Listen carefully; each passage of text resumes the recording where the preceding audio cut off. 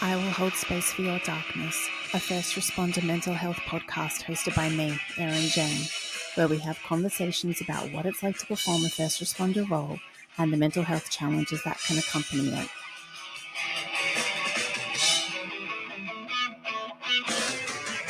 Hello and welcome to another episode of I Will Hold Space for Your Darkness, a first responder mental health podcast. I'm your host, Erin Jane. And today I'm jumping on. So this is sort of the first solo episode I've done since I got back from my trip to Australia. And I was going to release a normal episode this week. And I kind of just wanted to jump on and talk about some stuff because it's been a really heavy start to the year of 2024. Especially if you are a first responder, and in particular if you are a police officer or in law enforcement. I think anyone who's sort of been paying attention to news, social media, online, anything like that, you're going to be seeing a lot of fucking heartbreak in the law enforcement community right now. There have been a lot of losses, a lot of line of duty deaths of police officers. And it's more so than like anything else. I think it's been incredibly significant since like the start of this year. And I don't know, for anyone listening, watching, any of the things, you'll all know that I am a former police officer, and that's what I did in Australia before I moved over here, and I now find myself in the position of being the spouse of a first responder, namely a firefighter. So it's an interesting line to sort of find myself in the middle of, having been a first responder and now being, one at home supporting one.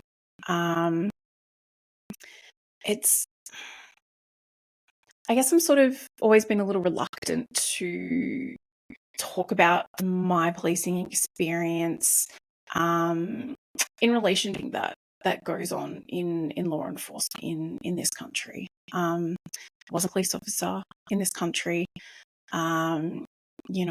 Got asked many times whether I wanted to join, planning to join, all of the above, and it just sort of,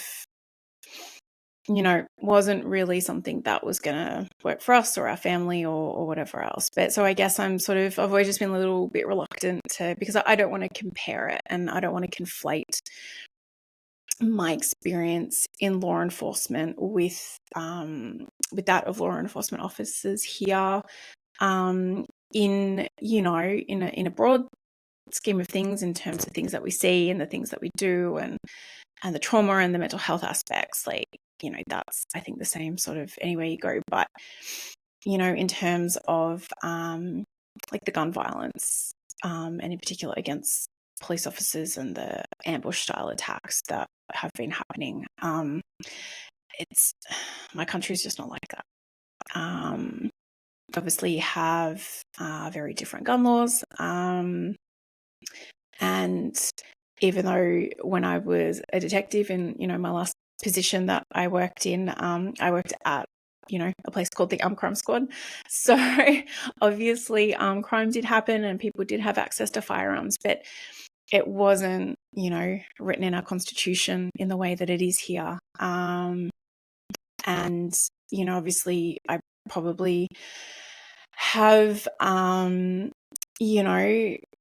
differing opinions to some people about the access to firearms in this country, but that's because I didn't grow up here, and And that's not to say that my opinion is right or wrong compared to anyone else's. It's just, I think I perhaps have the luxury of viewing things through, a different lens at times. But regardless of what, my opinion or anyone's opinion might be, it's not the reality.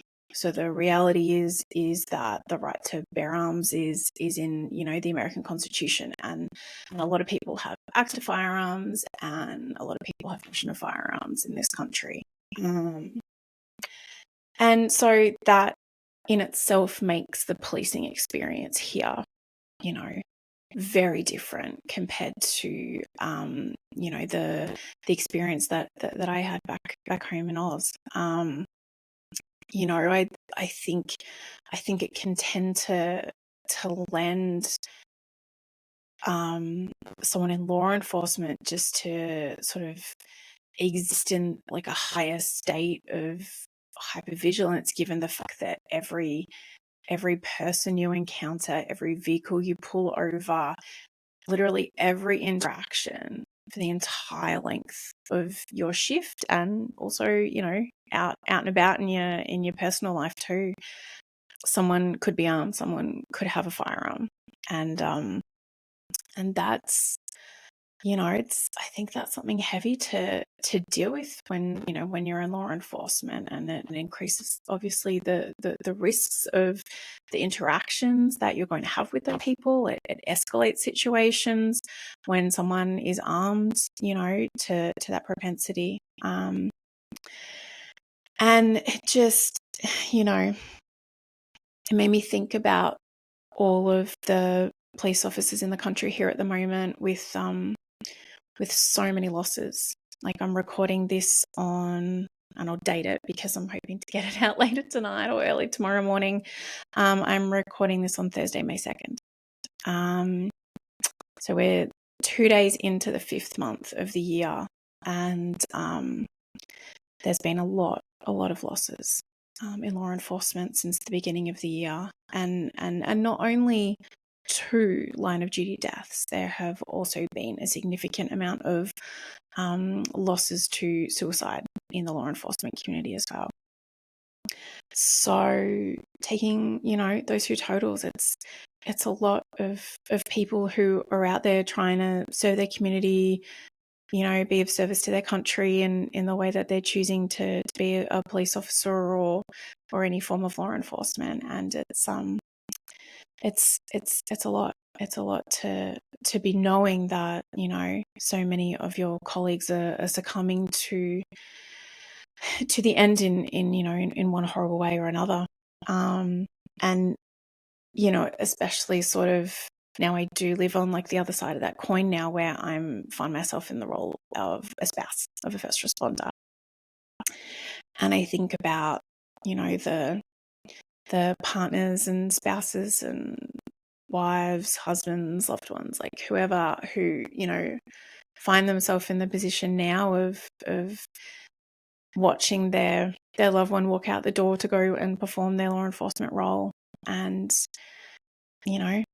I can imagine it's always come with an element of risk. Anyone in like that sort of first responder role, like, knows that, can come with the territory. Same as me watching my husband go to work and, having that deep down little prayer that you say to yourself and, the depths of your heart every time, saying, I hope you come home to me. I hope you come home safe. I hope nothing happens. And I think that's that feeling and that fear and that anxiety is just so escalated for spouses of law enforcement at the moment. And it makes life heavy. It makes life heavy for the partners, the spouses, children of first responders and police officers.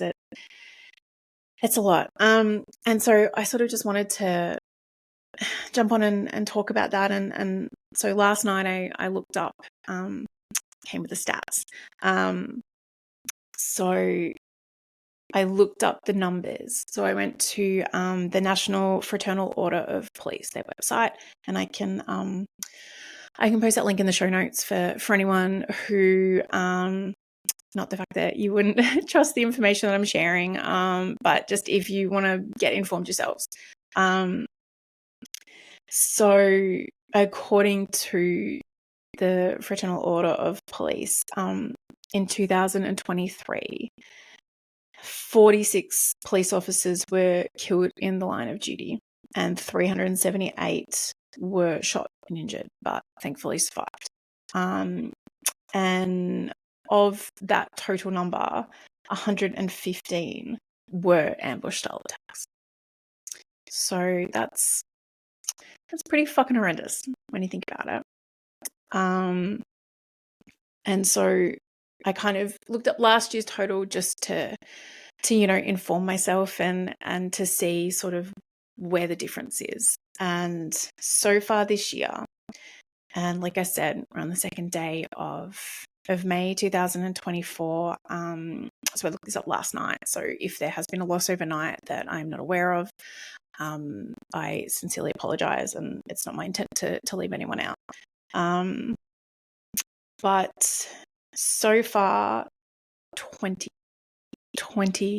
officers have been killed, and we're in May, and 136 have been shot. And of that 136, or that might be including the 20 who unfortunately didn't make it, 26 of those were ambush-style attacks. And that, that really lends itself to making you think that, how are law enforcement officers going to work every day at the moment and feeling any sense of safety, when it's just so significant at the moment. I just, I know not to be talking because it's a podcast, but it just, it hurts my heart. It really does. I just, we all, and regardless of, where we've been a police officer, we all go to work and we all know that there is danger involved, but it's almost growing to like an expectation here. It's growing to an expectation that, you're going to hear about, you're going to wake up to the news that another law enforcement officer was killed in the line of duty. And it's just, it's awful and it's tragic, and I'm not sitting here saying that I have all the answers or know the solution or anything like that. Obviously significant access to firearms doesn't lend itself kindly to lowering this kind of incident, but that horse has already bolted from the barn a long time ago. So I don't know what the answer is. I just wanted to jump on and just acknowledge it. When I was in Oz, we talked about the losses of and some losses to suicide of some first responders, and there were a few in Australia while I was there, and I just jumped on because I just want to acknowledge it, and that's kind of in a similar vein here. And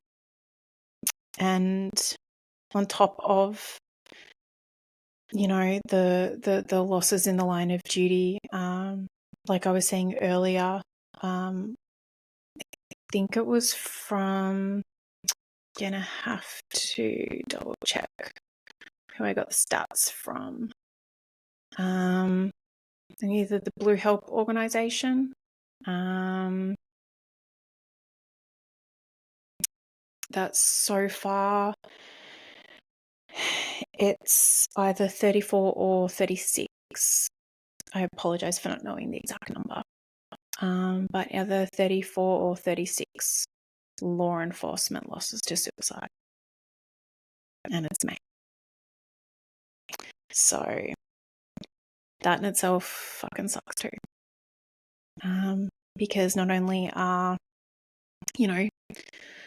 people going to work and perhaps feeling targeted in a way that they shouldn't and wouldn't normally, because you go to work to try to, when you're a cop, try to help people, serve the community, stop the bad guys, do all of like the right things. And so now we've got people going to work feeling, attacked more than ever. And what does that do to someone's mental health?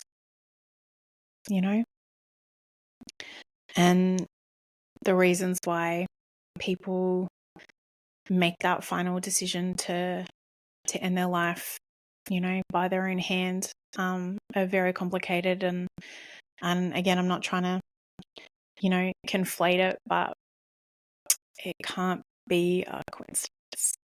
It really can't. So again, I just wanted to come on and acknowledge those losses, acknowledge the people left behind, the people who are grieving them, the partners and spouses and children who watch their loved one go to work, and who never came home, for whatever reason.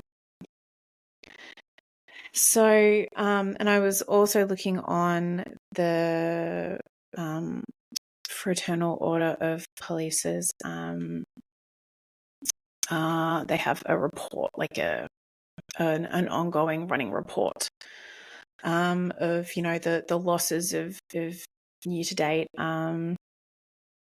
and of, they obviously, like, for a loss to suicide, more often than not the person isn't named for protect their privacy and that of their family, which is completely fair enough. But obviously when a police officer is killed in the line of duty, more often than not their name is released to the public.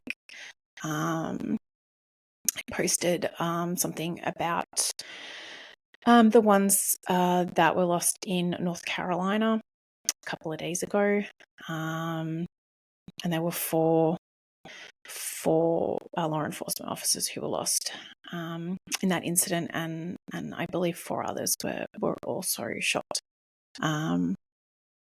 But again, in the show notes, I can put it down about or the link to so you can go and find out all of this information. But if you will grant me, a couple of minutes, I'd like to read the names of the officers who they're on the Fraternal Order of Police's site, who have been lost in the line of duty via like a shooting incident, because I think it's appropriate to acknowledge them, and it's appropriate to acknowledge the sacrifice that they made. So if you'll bear with me, I'm just going to read them off now.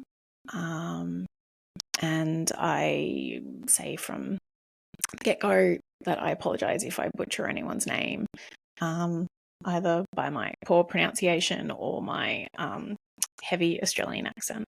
But I think it's important to acknowledge these people, and these are just the ones we know about. I would just as happily acknowledge the people who have succumbed to their mental health battle too. So I'm going to go reverse order. So from the most recent ones. So Deputy US Marshal Thomas T.W. Weeks, Investigator William Alden Elliott, Investigator Samuel Polush, Police Officer Joshua Eyre, Police Officer Kyle Hicks, Police Officer Lewis Huesca, Deputy Sheriff Tobin Bolter, Police Officer Michael Jensen, Lieutenant Michael Hussop, Police Officer Joseph McKinney, Agent Eliza Ramos Vellet, Patrolman Justin Hare. Police Officer Cody Allen. Police Officer Matthew Rouge. Police Officer Paul Elmstrand. Sergeant Nevada Krinky. Deputy Sheriff Greg, and Deputy Sheriff Justin Smith. So thank you for giving me the time to read those names out, because I think it's important that they are remembered and they are acknowledged and they are respected in the way that they deserve. So shifting gears, or I guess probably just kind of continuing on from that, I mentioned, the fact that there's been over 30 losses via suicide for law enforcement officers since the start of the year. And if you don't know, May is Mental Health Awareness Month. And so what does that mean? What does that mean to, people in the first responder community? Our mental health is still, still sometimes a bit of a taboo subject that people struggle talking about. There's a lot of stigma attached to it in the first responder community. Obviously, lots of people are working tirelessly to change that. But there seems to be a day for everything, a month for everything. There's always fucking something, right? But I think this is an important one.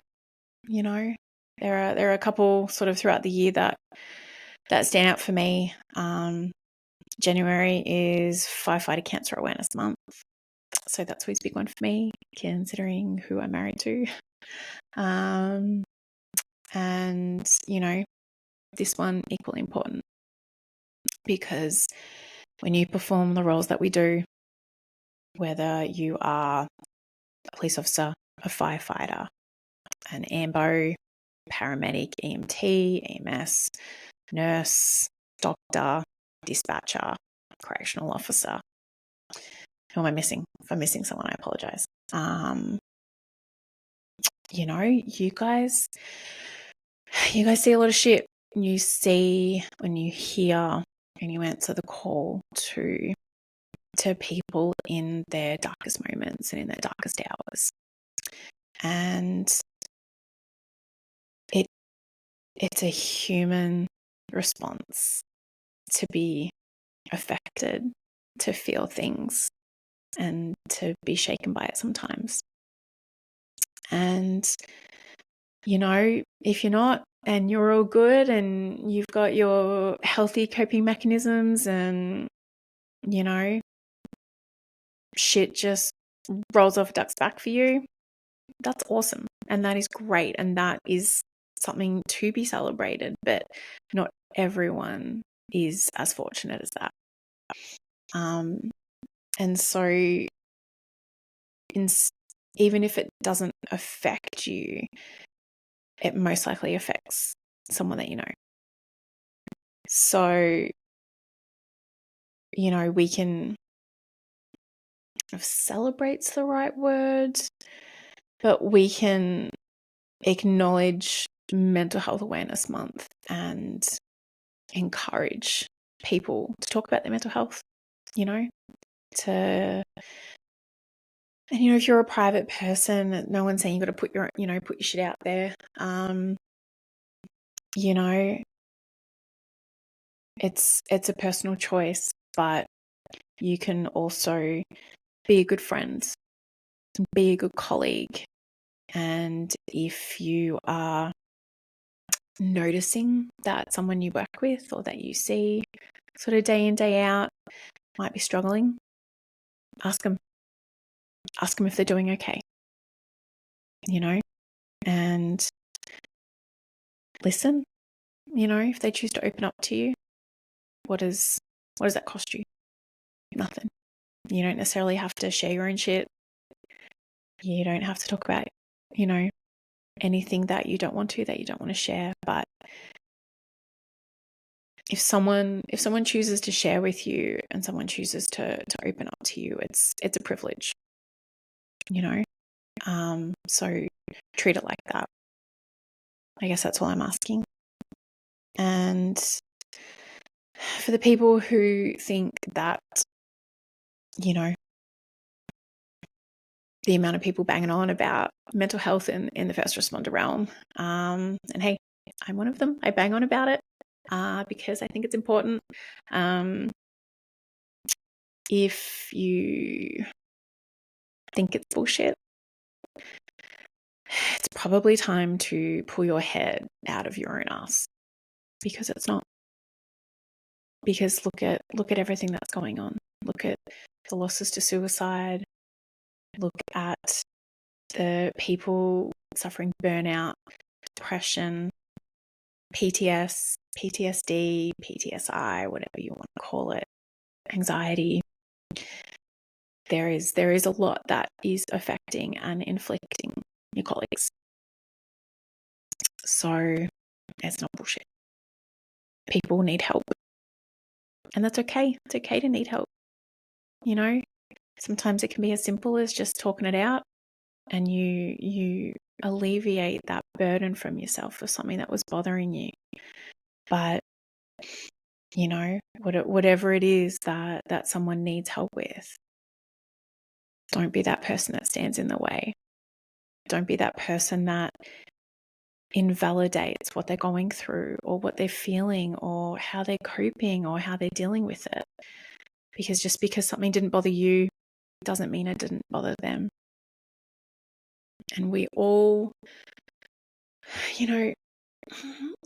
come into these jobs with different backgrounds, different experiences, different childhoods. Some of us join the job when we're, babies in our early 20s. Some people are a little more mature when they join and they've had a little bit more life experience. Some people have led privileged lives and haven't really had much shit happen to them. Other people have had a lot of shit happen to them. So there are vast differences in how attending certain jobs or certain incidents is going to affect someone, depending on their background, depending on their experiences. It even comes down to biological differences, genetic predispositions. So many things play a role in how someone will be affected. And I remember last year I was speaking to a veteran, and I know him in a personal capacity, and in the group that we were hanging out with was another veteran who was in the military and served for, I think, probably over 20 years maybe. And this other person I was talking to, I think, did like a couple of tours overseas during the War on Terror, but wasn't in for services as long as the other person was. And he admitted to me that he sometimes felt ashamed and embarrassed because he has had some significant mental health challenges since his service.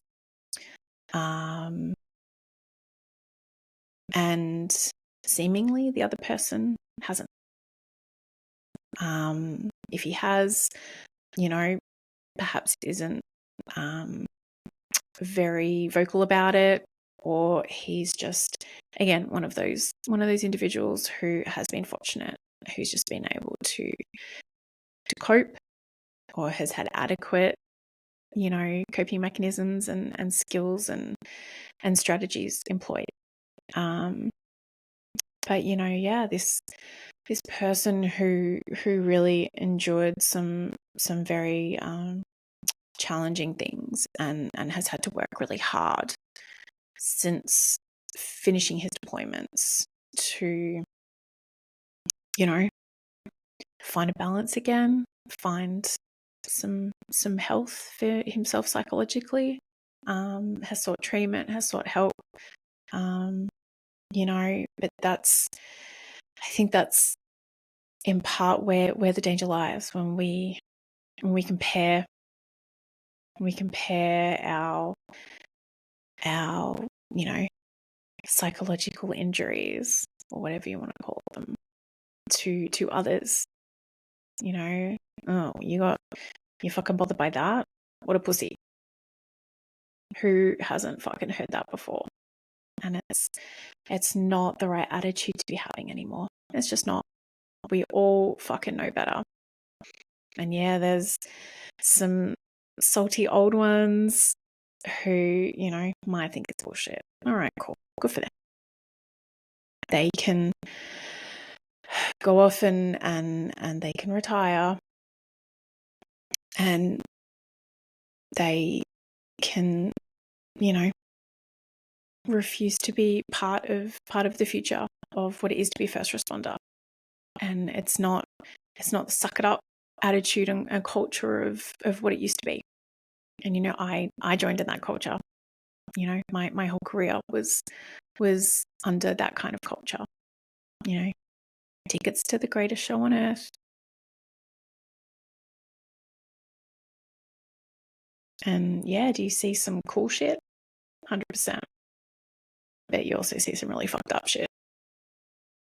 And it's we need to talk about it. We need to share our experiences, obviously, if you're comfortable. But, it's why I put this podcast out. It's why I do my coaching. It's why I'm, going blind, studying, and taking my psychology classes, so I can help in a different capacity down the track, because the need is there. So, I wanted to, just, say it's a great month. It's a great month to, try something for your mental health, maybe that you've never tried before. You can try a different hobby. You can try a different, strategy, skill, hobby, whatever. Something that, maybe you have been scared to try or hesitant to try, or, you might think is bullshit. Some people don't see yoga as being something great to do, or journaling, or having a gratitude diary, or meditation, or learning deep breathing skills, all of the things that a lot of people are proponents for that help them with their mental health in this field. Pick one, give it a try. What have you got to lose? There's lots of resources out there of things to try, and it doesn't have to be any of that sort of, if you think it's a little wishy-washy, like meditation or gratitude journal or anything like that. All right, cool. So what is going to give you some kind of a release? What's gonna let you release the pressure, out of that valve when you're, approaching burnout, or you are just freaking high strung and stressed. What's going to help? Is it, going to play golf, go jump in the ocean, go do a boxing class, go for a run, basically anything can be therapy for you. Anything at all.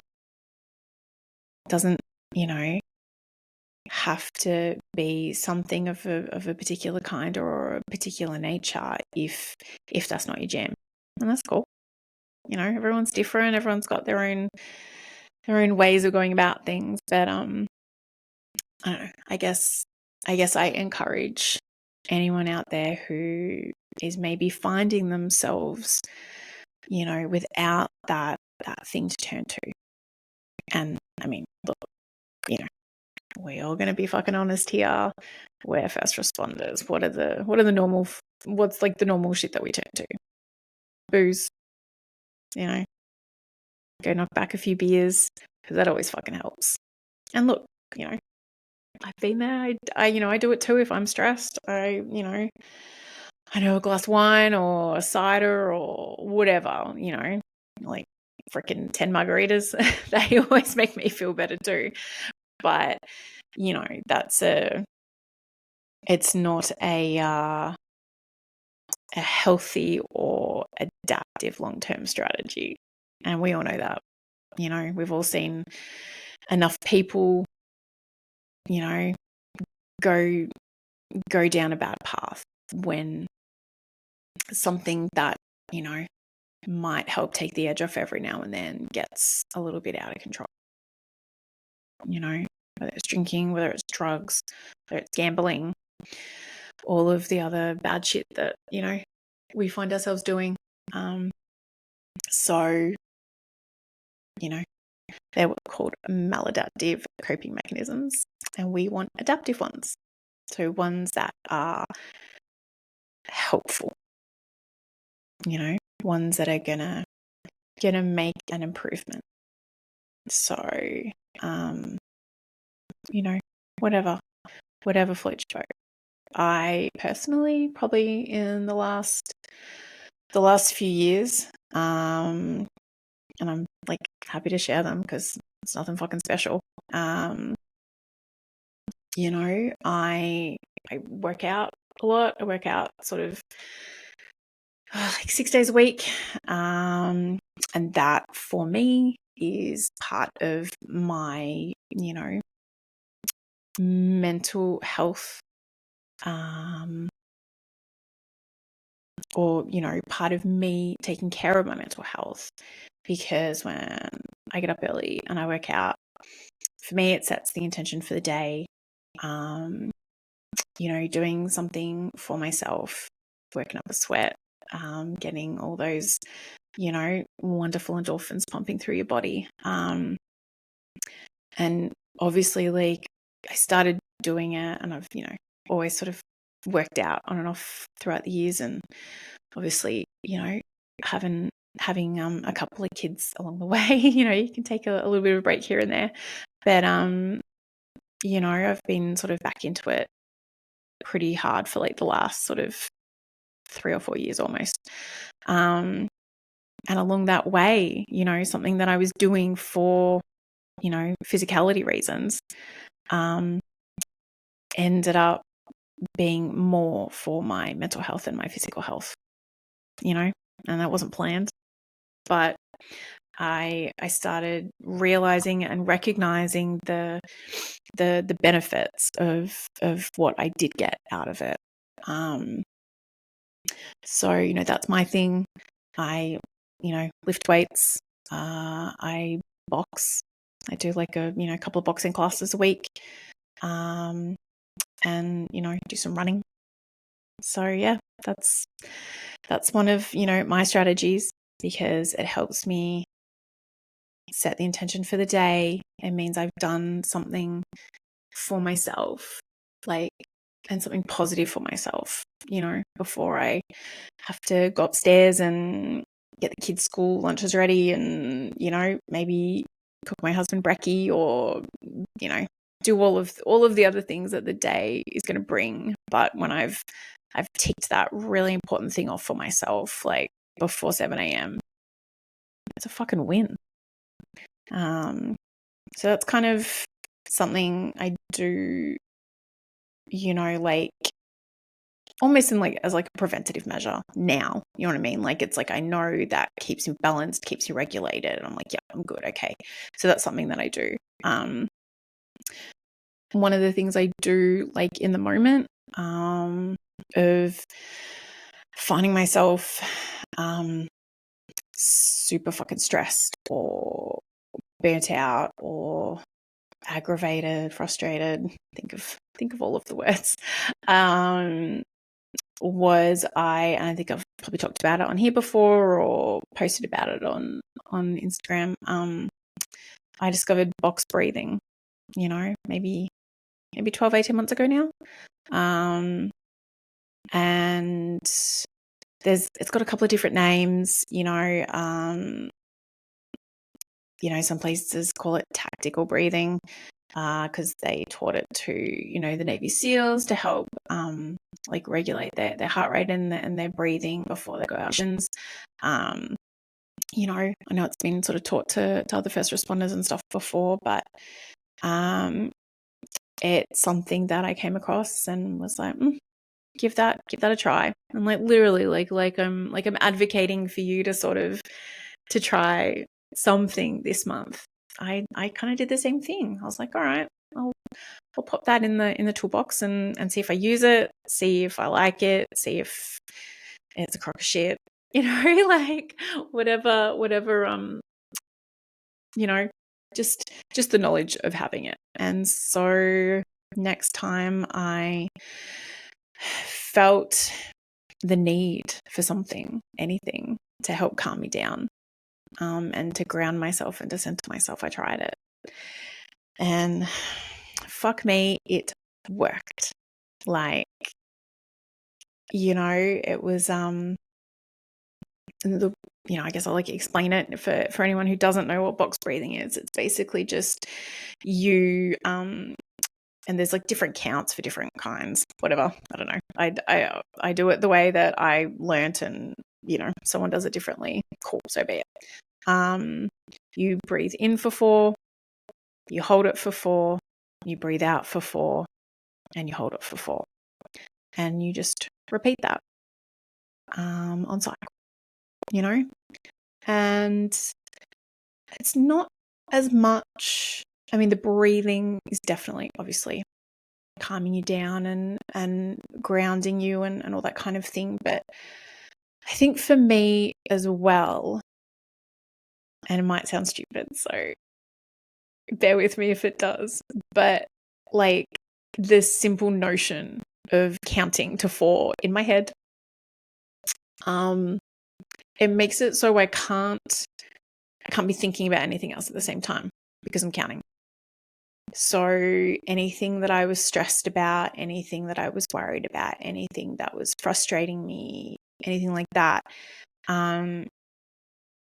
it kind of gets pushed to the side because I'm counting, 4 in, 4 the holding, 4 out, 4 the holding. And it just helps me, clear my mind, calm down, find my equilibrium. And you just, do that for as long as you want, really.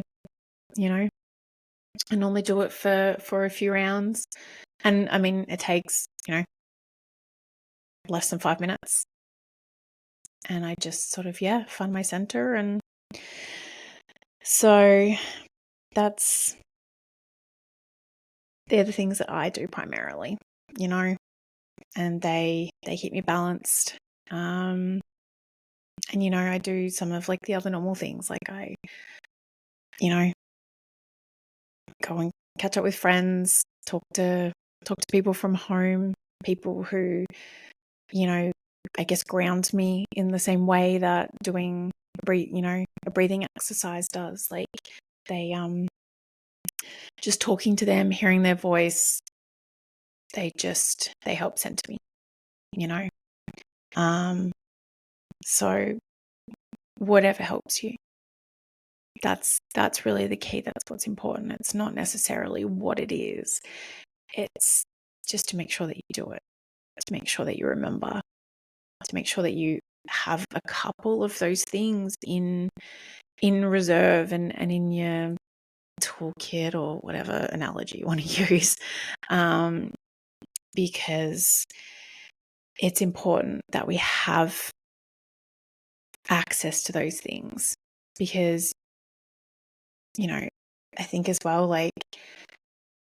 shit doesn't always have to affect you in the time. You know, you can see something awful and be like, it doesn't really bother me. I'm okay, whatever. And it can start to hit you down the track. You know, it could be weeks, it could be months. Sometimes it's years. And you don't realize that, you know, something has been affecting you. Even, you know, to the point like, and there's lots of people sort of talking about it at the moment, about you know, people retire. They do their, you know, freaking 30 plus years. And then they walk away. And all of the unresolved shit that they didn't deal with throughout the course of their career because they weren't given the opportunity to, or they were taught just to fucking suck it up or whatever else. And it hits them. It hits them like a ton of fucking bricks. You know? So just having the tools. I'm a massive advocate for just dealing with stuff along the way. You know, talking to someone about it, unburdening yourself, offloading about it, whatever. You know, whatever helps you get through. But just, yeah, let this month maybe give you a little bit of a nudge to go, what do I have that helps me through the difficult times? You know, for some people, it is having a, you know, supportive spouse, supportive friend, supportive whatever that you can go and talk to, and you're good. You're good after you chat to them. Great. But what if you're not? There are a lot of services out there available for the first responder community. You know, even if you don't feel like you need anything right now, I think it's good to educate yourself on what is available out there. Because whether you need it down the track, hopefully you don't, but whether you need it down the track or one of your mates at work, you know, might need it. If you've got that knowledge, you can share it as well. So figuring out helpful, you know, coping mechanisms and skills and strategies also isn't just about you. It's about, you know, your friends and your colleagues and the people that you spend day in, day out with, that you want to know that they've got your back and that their mind is right and that they're healthy physically, emotionally, psychologically. So that's my little, I don't know, recommendation for the month of May being Mental Health Awareness Month. So if I've shared mine, you know, if anyone wants to share theirs with me, I'm always happy to hear from you. You can DM me on Instagram or shoot me off an email, jump on my website, any of the things. But yeah, if there's anything you want to share, go right ahead. I do want to share something a little funny. And this is totally off topic, but it happened sort of just before I jumped on, and it made me smile. So I want to share it with you guys. I was chatting with someone on the Overwatch Collective platform. So a fellow, the current or former first responder. And he mentioned that he had listened to some of my podcast episodes, which was lovely, absolutely lovely. And I was kind of chuffed to hear that. It was very, very sweet. When anyone ever says that they've listened, I'm always really, really touched. Because, you know, put stuff out into the stratosphere and you have no fucking idea who's listening. So it's always nice to get some feedback. And the thing he said to me, which was just gave me such a delightful giggle. He was like, has anyone ever told you that you have a great ASMR voice? He's like, every time your podcast starts, he's like, and I hear the introduction, he goes, I just want to close my eyes and just chill out. So I thought that was really sweet. And hey, you know, maybe I have a new career ahead of me. Maybe someone would appreciate, you know, these dulcet Aussie tones in an ASMR style something. Who knows? But yeah, I just thought that was really cute and really funny, and it was such a lovely thing to hear. So I just wanted to share it because it gave me a giggle. But before I finish off, I also wanted to mention something that I'm also doing in the month of May. And I did make a reel about it earlier today. So and I'm wearing the same clothes, so you can tell I did. Yeah, so if you want to go to Instagram and check it out, what I'm affiliated with is called the Overwatch Collective.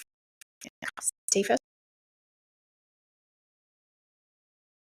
So the Overwatch Collective is a organization that provides therapy and counseling sessions for first responders, military veterans, their families, loved ones, all that kind of thing. They're a 501c3, so they fund all these services for people through donations alone. And they have an app, they have a podcast, a couple of different things. But anyway, so they are doing a challenge. So it's called the TOC, so the Overwatch Collective, TOC 50 miles to Memorial Day. And so it's, yeah, basically just, you know, something fun to get involved in that's, you know, like fitness related, health related, something good to do, you know, in the mental health awareness month. So I've posted it, and I'll continue to post it a couple of times on Instagram. They have like a calendar. If you can screenshot it. If you happen to miss it, you can probably grab it from the Overwatch Collective's page. If not, DM me and I'll send it to you. And so I think they calculated that it's 1.8 miles per day, because Memorial Day falls on the 27th this year. So, and as I said in my Instagram video this morning, it's 50 miles, but most of the rest of the world use the metric system, not the empirical one anymore. But you know, I live in America, so this is my reality now. But yeah, so for anyone who's like, what the fuck is 50 miles? 50 miles is 80.4 kilometers. So I'm doing it mostly with interval running. So there'll probably be like a few walks, like a few active rest day walks in there. But one thing I've been like upping my training since I got back from Oz. So, you know, doing some progressive overload and throwing in, you know, anywhere between sort of like a 15 to a 30-minute interval run at the end of like my boxing and my weightlifting workouts. And so that's what I'm sort of doing, and it's helping motivate me, helping, you know, keep me on track and all that kind of stuff. But it's basically just to bring awareness to, you know, the Overwatch Collective as an organization, the fact that they do all of the work that they do purely through donations. And they are, you know, completely open and upfront about where the money goes. You know, they constantly, you know, generally every couple of weeks there's an update of, we've helped this many people with like therapy or coaching sessions, it's this many sessions, it's this much money, and, you know, literally down to like the dollars and cents. So participating in this challenge is sort of just about bringing awareness to them and encouraging, you know, people to donate if they find themselves in a, you know, financial position to be able to, you know, and it doesn't have to be a lot, you know. If you are, like a first responder and, you can talk to your mates at work and be like, hey, if we all throw $5-10 in, that's $50 or whatever. If there's a business that you know of who would love to make a donation to, a worthy cause, which is mental health assistance for, first responders and military veterans. I mean, not many better courses out there right now. So I will be generally keeping myself accountable by like posting photos, aiming for every day. But let's be honest, if I don't really feel like I'm looking extremely hot one morning, I'm not going to take a photo. Not that I think I look hot in the mornings anyway, but you know what I mean. If it's been a rough night or a rough morning, it might not be a photo. But regardless, if I do post a photo, I will log how many miles / kilometers I've done that day or that morning, as well as a link to the donation page. So really, really cause, and I think it's important, kind of maybe coming full circle back to the start of the podcast. I think it's really important that us in the first responder community, whether it's your, former, current spouse, partner, kid, whatever, that we rally around each other right now. I think it's important for everyone in the first responder community to rally around, especially our law enforcement friends, brothers, sisters, whatever you want to call them. And it's not to say that they are more important than anyone else, but they are the ones at the moment who are, seemingly under siege. They are the ones getting attacked in, ambush style, for better or fucking worse of like a term, like execution style, and it was strangely odd. Like if you are a regular listener or you have listened to any of the episodes, the episode sort of prior to this was with Matt Pitcher, who former police officer from the Charlotte Mecklenburg PD in North Carolina.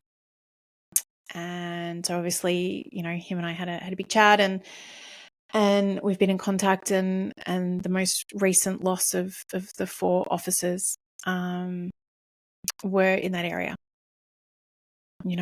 and if you listen to our episode, Matt talked about an ambush style attack of 2 of his friends when he was still working for that police department. And, it's been, what did he say it was? I think it was 2014. I might be wrong, and I apologize if I am, but I think he said their anniversary was April the 1st, and that they'd all just caught up, and it had been 10 years. So I believe it was 2014. But yeah, it's not to say there haven't been any other losses in that time, but it was just, strange to have had all this interaction with someone and had this big long conversation about someone who had worked there, and then to, wake up and turn on the news and look on social media and see, another awful and tragic and significant loss, of officers from the same area. So if we don't support each other, no one else will. And it can be the fun little rivalries between coppers and fireys, and all of the things, and they're good fun. But we want to make sure that the same people who go to work every day, and when the shit hits the fan, they are running in the opposite direction of everyone else. They're your people. And they're the people who right now we want to be making sure that they're doing okay.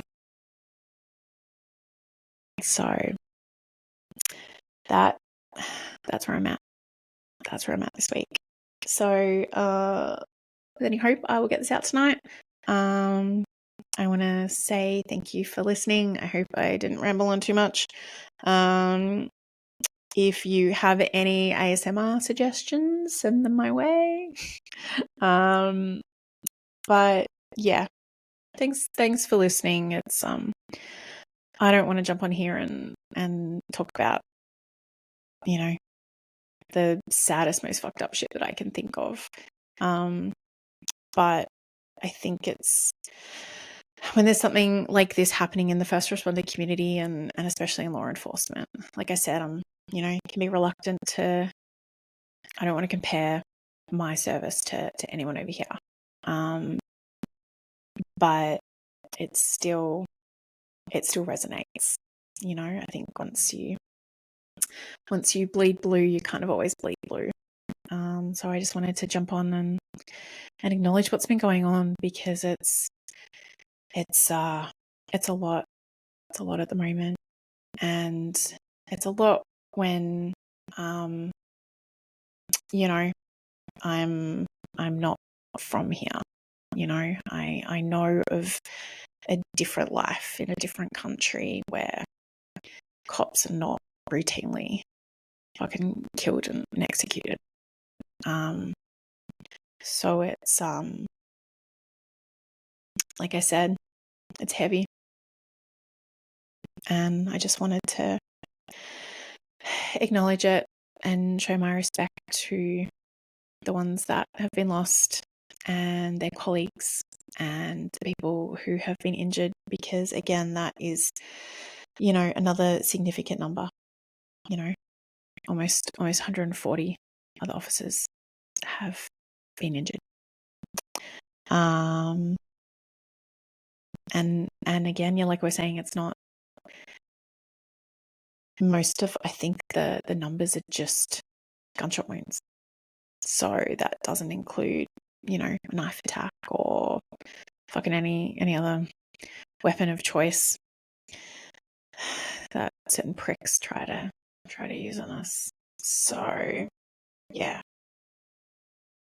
And like I said, I'll post the link to the National Fraternal Order of Police in the show notes if you want to jump on and educate yourself in that respect. And I can post the website link to, I think it was Blue Help or First Help or something like that. I think Blue Help for the law enforcement, and I think there's First Help that sort of tally the suicide losses for first responders from all the different domains too. So yeah, ending on a high note apparently. It's what I do. All right. I hope you enjoy the rest of your day. I hope you guys have a good weekend. And if you would like to donate to the Overwatch Collective, I strongly encourage you to. Every little bit helps. And I also encourage you to look at, what you do when you're struggling, and to, see if there are any other options out there for you. All right. Yeah. This has been another episode of I Will Hold Space for Your Darkness. I've been your host, Erin Jane. And as always, let me listen in a way you've never been heard. Cheers.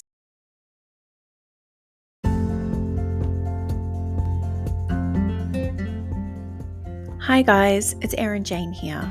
Firstly, thank you for listening to I Will Hold Space for Your Darkness. This podcast really is for you, the listener, and I hope you're finding as much value in listening to these conversations as I am in having them. If you'd like to offer any feedback, suggest a subject matter, are interested in being a podcast guest, or would like to get in contact to receive first responder life and wellness coaching services, please reach out. You can find me on Instagram at Erin Jane Coaching or my website, www.erinjanecoaching.com. I look forward to hearing from you, and I'm so grateful to have you as part of this darkness community. Cheers.